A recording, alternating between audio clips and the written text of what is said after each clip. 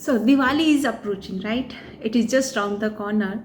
और मैं इस वीडियो में आपके साथ कुछ ऐसी टिप्स एंड सीक्रेट शेयर करने वाली जो हम पुराने ज़माने से कितने ही सालों से इसको करते चले आ रहे हैं, क्योंकि ये परंपरा रही है कि ऐसे लिखना है, ऐसे बैठना है, दिवाली पर ये करना है, दिवाली पर वो करना है। लेकिन जो भी हम परंपराओं को फॉलो कर रहे हैं, जो भी विधि विधान आप फॉलो कर रहे हैं, इस सब के पीछे कोई साइंस है।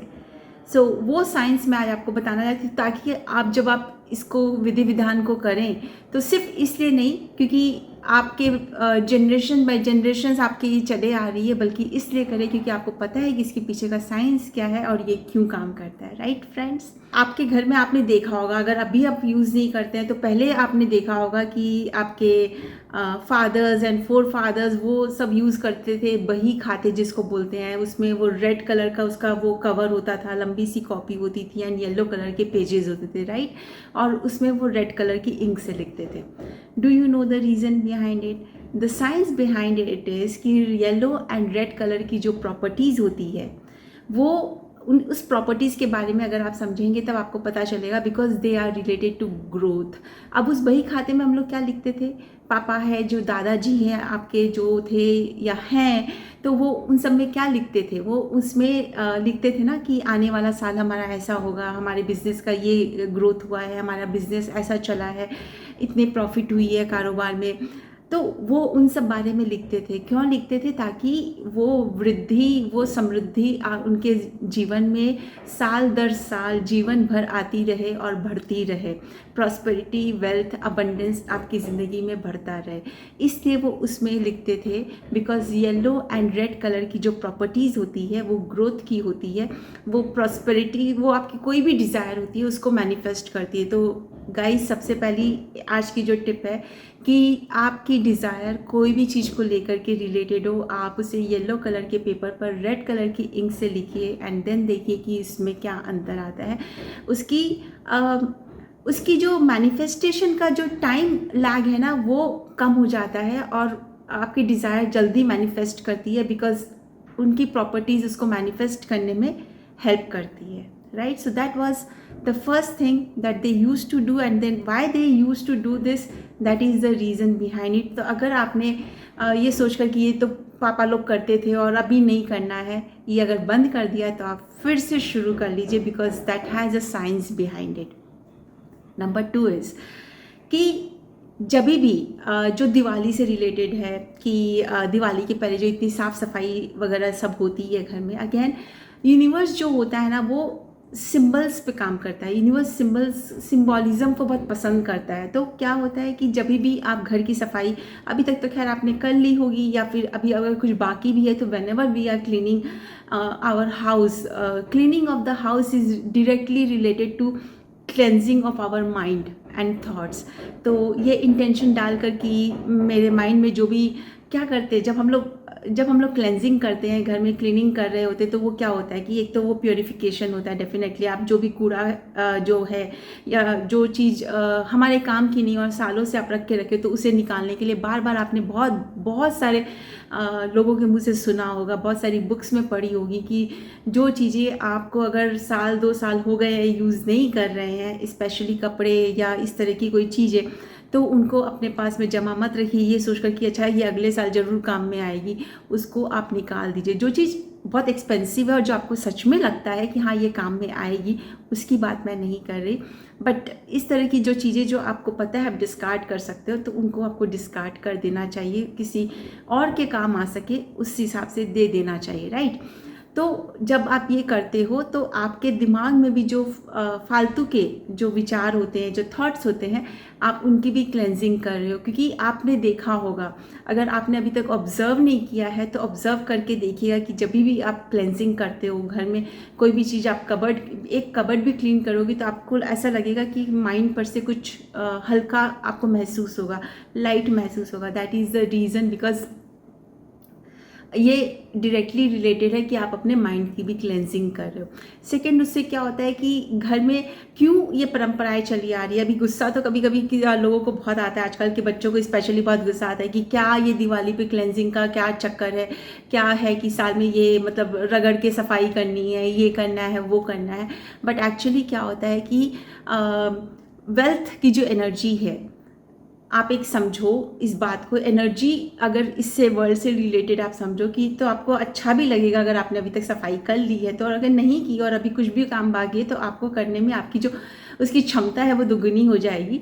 तो वेल्थ की जो एनर्जी है वो क्या होती है, प्योर है, डिवाइन है, हाई वाइब्रेशन की है। अब अगर घर में कूड़ा है या आपने कबर्ड में पुरानी जो स्टैग्नेंट एनर्जी हो गई है उस तरह की चीज़ों को भंडार लगा के रखा है, तो लाइक अट्रैक्ट्स लाइक, जैसे कि लॉ ऑफ अट्रैक्शन हमें सिखलाता है। तो लॉ ऑफ अट्रैक्शन जब हमें ये बतलाता है कि लाइक अट्रैक्ट्स लाइक, तो इसका मतलब क्या है कि अगर आपकी जो पुरानी स्टेल एनर्जीज हो गई है, स्टैग्नेंट एनर्जीज हो गई है जिन चीज़ों में, जो कि आपके सपोज करिए कोई इलेक्ट्रॉनिक्स आइटम है वो काम नहीं कर रहे हैं लेकिन आपने जमा करके रखा है, और इस तरीके से जो कपड़े हैं जो काम के नहीं है लेकिन आपने जमा करके रखे हैं, तो इस तरह की जब बहुत सारी चीज़ें जब हम जमा करके रखते हैं तो वहाँ पे एनर्जी क्या स्टैग्नेंट हो जाती है।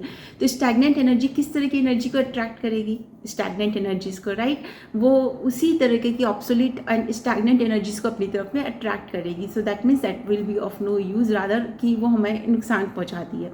तो इसीलिए cleansing and purification is directly related to attracting your wealth energies in your life, because जब आप क्लेंजिंग करते हो, जब आप जगह को साफ सुथरा रखते हो तो आप कैसी एनर्जीज अट्रैक्ट करते हो, हाई वाइब्रेशन की एनर्जी अट्रैक्ट करते हो, राइट।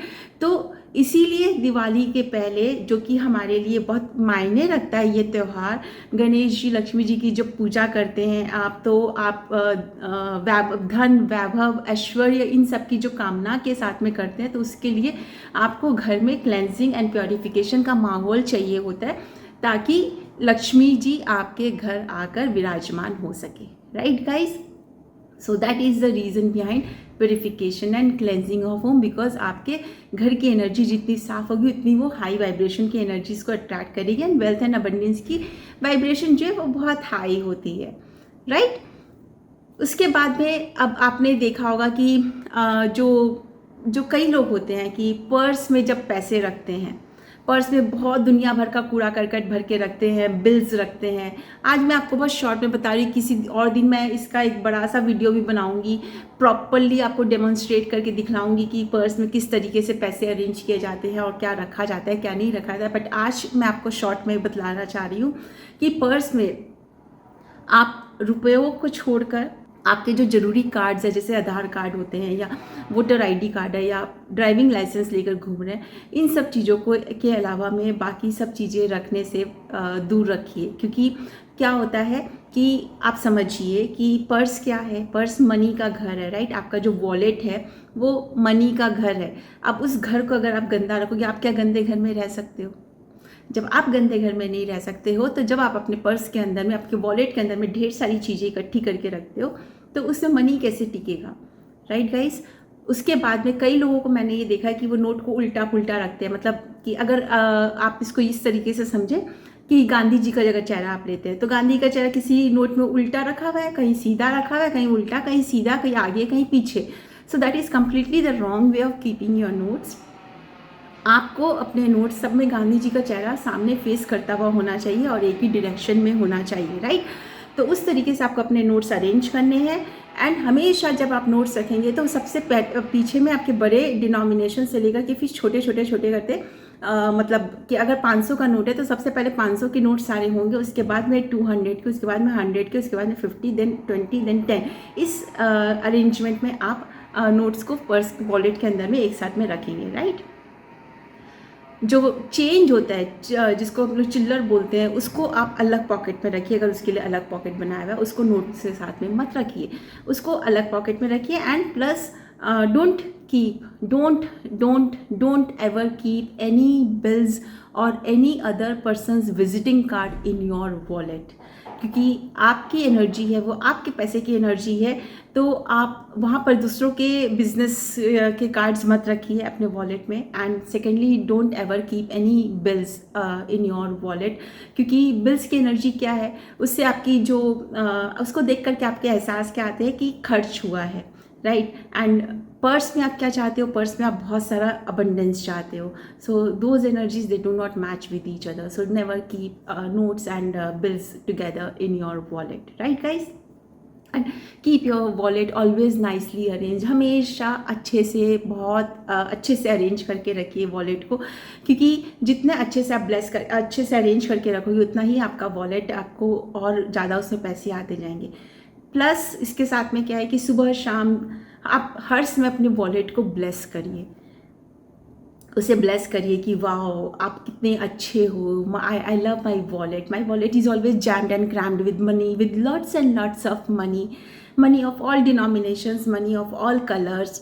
अगर आपको ये है कि डिफरेंट कंट्री की करेंसी भी, तो आप उस तरह से भी कर सकते हैं। एंड देन ब्लेस करिए, खूब ब्लेस करिए, I really love you, I really love you, you bring so much of happiness in my life, when I see you filled with money I really feel happy, I love you for having lots and lots of money within you। इस तरीके से करके जो आपके मन में है, जैसे एक फ्रेंड से बात करते हैं ना, वैसे ही आप अपने मनी से, अपने वॉलेट से बात करिए। एंड देन देखिए कि आपके वॉलेट में पैसा कैसे बढ़ते जाता है, किस तरीके से आपकी ज़िंदगी में अबंडेंस आते जाता है, right guys. Then smell the money, yes, सुबह और शाम जब भी आप, जैसे अब अगर ऑफिस निकल रहे हैं या वॉट एवर इट इज़, अगर आप घर से भी काम करते हैं तभी भी सुबह में अपने वॉलेट को खोल कर ब्लेस करिए, उसमें से मनी निकाल करके उसे फील करिए, उसकी क्वालिटी को, उसके पेपर को, उसके टच को फील करिए, उसे स्मेल करिए उसे स्मेल को फील करिए। और वो स्मेल आपके, इससे क्या होगा कि जब भी आप मनी के बारे में सोचोगे कि हाँ इतना पैसा आ रहा है, आज मैंने इतने पैसे कमाए, तो आपको वो स्मेल भी ध्यान में आ जाएगी, because that will go inside you. जब आप रोज करोगे तो आप उस स्मेल को पहचानने लग जाओगे।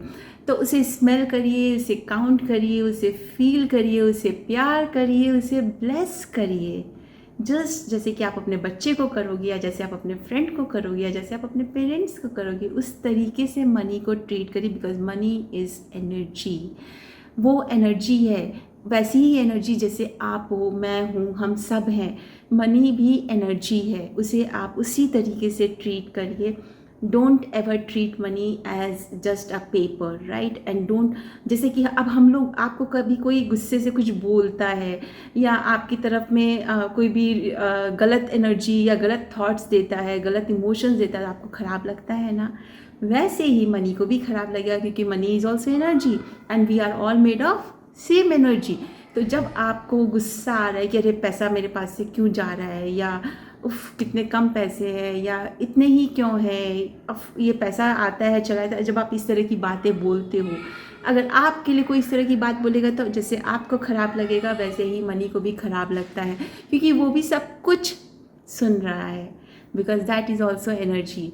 सो गाइज बी माइंडफुल कि आप क्या बोल रहे हो, क्या कर रहे हो, मनी को कैसा फील करा रहे हो, because money can feel it, money can hear you, money can feel your emotions, because money is as much energy as you are.